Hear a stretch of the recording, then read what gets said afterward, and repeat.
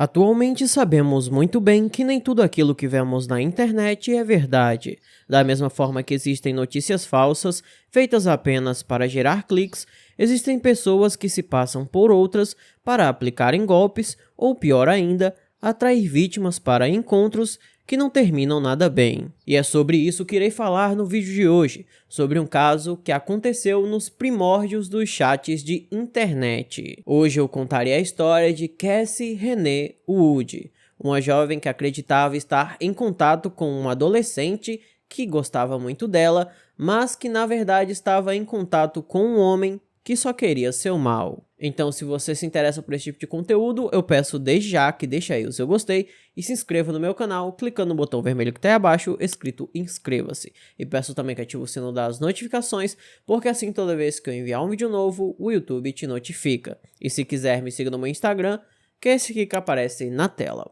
Então, dados os recados, vamos pro caso.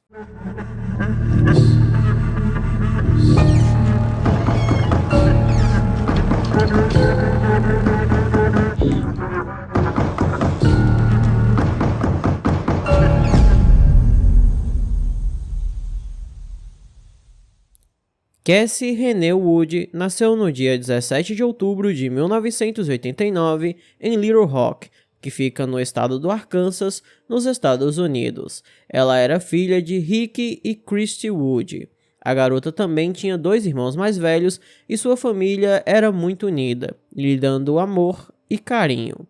Infelizmente, a vida feliz da família chegaria ao fim no ano de 1996, quando a mãe de Cassie perdeu sua vida em um acidente automobilístico, quando a jovem tinha apenas 7 anos de idade. Após essa tragédia, a família se mudou para Rowland, uma cidade que fica no condado de Faulkner, ainda no Arkansas. Eles se mudaram para uma área rural da cidade, onde iriam dividir sua casa com Eric Betts, um amigo de longa data da família. Embora o local fosse isolado, a tia de Cassie, Teresa, morava na mesma rua, então se ela precisasse de alguma coisa, sempre teria alguém por perto. Embora fosse popular na escola, Cassie estava procurando expandir seu círculo social. Com isso em mente, no final do verão de 2002, ela começou a frequentar salas de bate-papo cristãs online, que atendiam a adolescentes na esperança de conhecer novas pessoas de sua idade. Como alguns de seus amigos também haviam se juntado a esses sites, ela assumiu que aquele era um ambiente seguro. Em pouco tempo, ela atraiu a atenção de vários meninos. Quando estava prestes a completar 13 anos, começou a conversar com um garoto de 17 anos. Esse rapaz vivia na Califórnia e se chamava Dave Fagan. Os dois se deram bem rapidamente e Cassie ficou maravilhada com o quanto eles tinham em comum. Eles gostavam tanto um do outro que passavam várias horas conversando pelo chat. À medida que se aproximavam, Cassie revelava algumas coisas para Dave, como por exemplo, que a perda de sua mãe havia deixado um buraco em seu coração que nada e nem ninguém conseguiria preencher. Dave, por sua vez, falou sobre uma tia dele que havia sofrido um acidente de carro e estava prestes a perder a vida. Todos já sabiam que ela não iria sobreviver. E coincidentemente, essa tia de Dave morava também no Arkansas, muito próximo de onde Cassie residia. Vários colegas da escola de Cassie, que também eram membros da sala de bate-papo, conheceram Dave. Parecia que ele sempre estava disponível quando alguém queria conversar, mas é claro que nem tudo são flores, e pensando nisso, ao ver que Cassie estava levando muito a sério esse garoto, sua amiga chamada Samantha a advertiu sobre confiar nas pessoas que conheceu online. Ela também expressou suas preocupações de que Dave, que usava gírias antigas, provavelmente era muito mais velho do que dava a entender.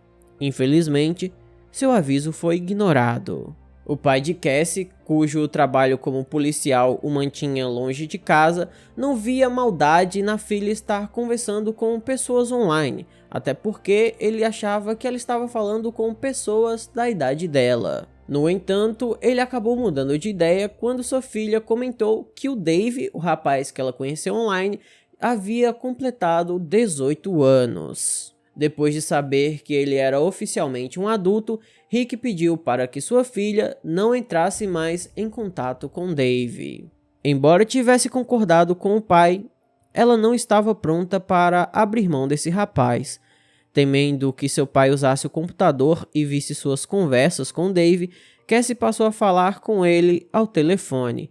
No entanto, aos poucos o interesse dela foi diminuindo, ainda mais quando conheceu outro garoto online, chamado Scott. Scott era um jogador de futebol americano do ensino médio da Geórgia, que tinha 14 anos. Como eram mais próximos em idade, ele e Cassie se deram muito bem. A jovem não entendia o porquê, mas ela e seu novo interesse amoroso se conectavam muito mais do que ela conseguia se conectar com Dave, e aos poucos ela foi se afastando dele. Quando Cassie disse a Dave que havia encontrado outra pessoa, o rapaz recebeu a notícia muito bem. Seu único pedido era que eles continuassem amigos, o que significava que seus telefonemas continuariam. Alguns dias depois de dizer a Dave que havia encontrado outra pessoa, Cassie e sua amiga Jessica, que estavam dormindo sozinhas em casa, foram assustadas por uma série de ruídos que as levaram a acreditar que outra pessoa estava no local. Depois de ouvir sons das tábuas do assoalho rangendo, as garotas apavoradas se trancaram no quarto. Quando Rick voltou para a casa do trabalho, ele encontrou sua filha e a amiga dela ainda escondidas. Ao saber que as meninas haviam se assustado com o que acreditava ser um intruso, ele revistou a casa toda, mas não encontrou sinais de arrombamento. Depois de dizer que tudo era apenas imaginação delas, o assunto foi encerrado e praticamente esquecido. Não muito tempo depois disso, Samantha viu uma foto do Scott no armário de Cassie na escola. Quando ela perguntou como que sua amiga havia conseguido aquela foto, ficou surpresa ao saber que Cassie havia dado seu endereço para uma pessoa que ela conheceu online. Mais uma vez, Samantha lhe alertou sobre os perigos de confiar em pessoas que conhecia pela internet, pessoas essas que você não podia saber se realmente eram quem diziam ser. Cassie, por sua vez, zombou da amiga dizendo que havia conversado com Scott e Dave por muito tempo e sabia que nenhum dos dois era um criminoso. Determinada a proteger sua amiga, Samantha contou toda a situação ao orientador da escola, que chamou Cassie para uma conversa. Depois de alertá-la sobre os perigos de dar seu endereço e número de telefone a estranhos, o conselheiro enfatizou que as pessoas online nem sempre são o que aparentam. Ao ouvir isso, novamente Cassie defendeu suas ações, alegando que seu pai havia lhe dado permissão. Já no dia 3 de dezembro, Cassie convidou 3 colegas para passar a noite em sua casa. Todas recusaram porque precisavam acordar cedo para a escola no dia seguinte. Se ela tinha algum motivo para não querer ficar sozinha naquela noite, não revelou a ninguém. Todos os adultos de sua família estariam ocupados e normalmente Cassie ficaria com a tia, porém ela também estava fora da cidade e a menina ficou sozinha. Já que Cassie estava sozinha em casa, entrou no bate-papo e começou a conversar com Scott. Enquanto conversavam, Dave ligou para dizer que estava indo para o Arkansas visitar sua tia que estava prestes a falecer. E posteriormente, depois de atender essa ligação, o Scott disse que a Cassie parou de responder todas as suas mensagens por volta das 9h41 da noite. Como não era típico dela sair do chat sem se despedir, o Scott começou a ficar muito preocupado. Pensando que algo ruim poderia ter acontecido, o Scott deixou uma mensagem ali no chat para que a família da Cassie visse, para que soubessem mais ou menos o que havia acontecido durante aquela noite. E quando terminou de enviar aquela mensagem, o jovem ligou para a casa dela, mas ninguém atendeu. Por volta das 10h15, Eric Betts, o amigo da família, entrou na casa que estava estranhamente silenciosa. Presumindo que Cassie tinha ido dormir mais cedo, ele foi para seu quarto. Pouco mais de 1 hora depois, o irmão dela, Tim, voltou para casa e, ao ver as mensagens de Scott, foi até o quarto da irmã para ver se ela estava bem. Quando ele não conseguiu encontrá-la, ligou freneticamente para o pai deles, dizendo que Cassie estava desaparecida. Rick correu para casa em seu carro de patrulha, com as luzes piscando e a sirene tocando. Assim que ele deu uma olhada ao redor da sala, seus piores medos se tornaram realidade. Os óculos de leitura de Cassie estavam quebrados no chão e haviam evidências de que houve uma luta perto do computador. Ele ficou ainda mais apreensivo quando viu que seu cachorro estava mancando e claramente traumatizado. Esperando estar errado, ele começou a telefonar para os amigos da família e perguntar se eles tinham a visto.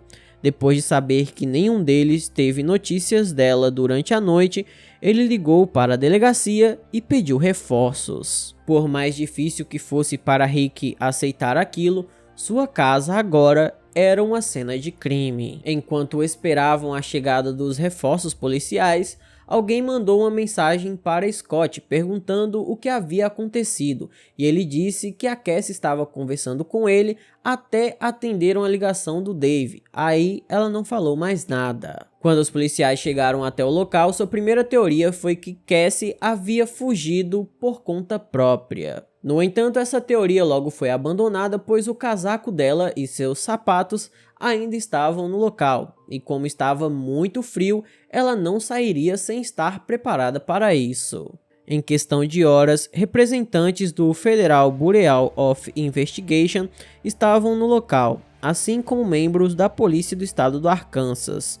Logo foi organizada uma busca voluntária que incluiu o uso de cães farejadores. Agentes do FBI visitaram Scott na casa de seus pais na Geórgia e, no final das contas, ele era exatamente o que afirmava ser: um garoto de 14 anos que se importava profundamente com uma garota que conheceu online.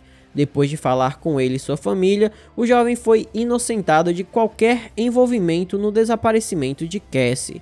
Com Scott fora do foco, os investigadores voltaram sua atenção para Dave Fagan. Os investigadores ficaram ainda mais interessados quando souberam por meio de amigos de Cassie que o Dave havia dito que iria fazer uma visita ao Arkansas. Em um palpite, os investigadores começaram a vasculhar hotéis e motéis em toda a região de Little Rock e seus arredores que tivessem carros com placa da Califórnia. E seus esforços foram recompensados quando eles encontraram um carro em um motel que ficava a 20 minutos da casa de Cassie. Quando eles passaram o carro pelo sistema, descobriram que o veículo estava registrado no nome de um veterano da Marinha de 48 anos chamado David Fuller. Ao entrevistarem o gerente do hotel, eles descobriram que o homem havia feito check-in no local no dia 2 de dezembro, e como seu carro estava ali, provavelmente ele estava dirigindo um veículo alugado.